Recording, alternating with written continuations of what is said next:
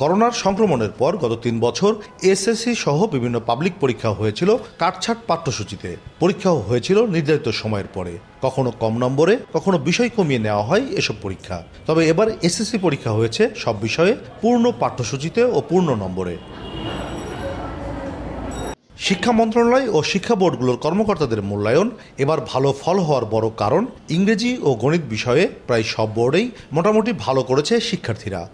ইংরেজি এবং গণিতের যে ভীতিটা আছে সেটা আস্তে আস্তে দেখা যাচ্ছে যে অনলাইন কার্যক্রম, বিভিন্ন ধরনের অ্যান্ড্রয়েডের বিভিন্ন ফাংশন, অ্যাপস, এগুলোর কারণে তাদের ভিতরে অনেক দুর্বলতা কেটে গেছে। এসএসসি পরীক্ষায় বিগত কয়েক বছর ধারাবাহিকভাবে ভালো করছে ছাত্রীরা। এবার এসএসসি পরীক্ষাতেও পাশের হার এবং জিপিএ ৫ দুই সূচকে ছেলেদের চেয়ে মেয়েরা ভালো ফল করেছে। শিক্ষাবিদরা বলছেন পারিবারিক শৃঙ্খলা ও সরকারি বিভিন্ন সুবিধা এর পেছনে অবদান রাখছে।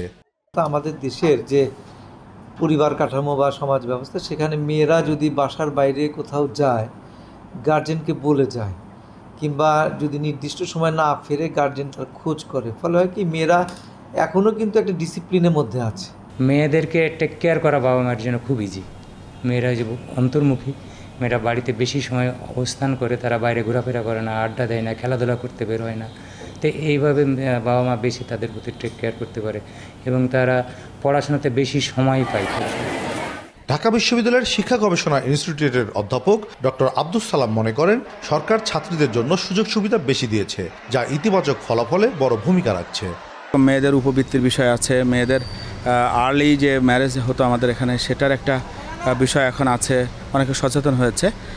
আর সাইকোলজিক্যালি মেয়েরা যে ঘটনাটি ঘটে সেটি হলো যে সাইকোলজির মেয়েরা কিন্তু একটু ঘরমুখী এবং তারা কিন্তু অনেকটা স্টেবল এবং তারা কিন্তু অনেকটা অধ্যবসায়ী।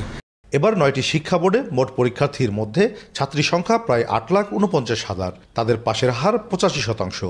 7,57,000 ছাত্রের বিপরীতে পাশের হার 82%-এর কিছু বেশি। কাজী শাহেদ, দেশ টিভি, রাজশাহী।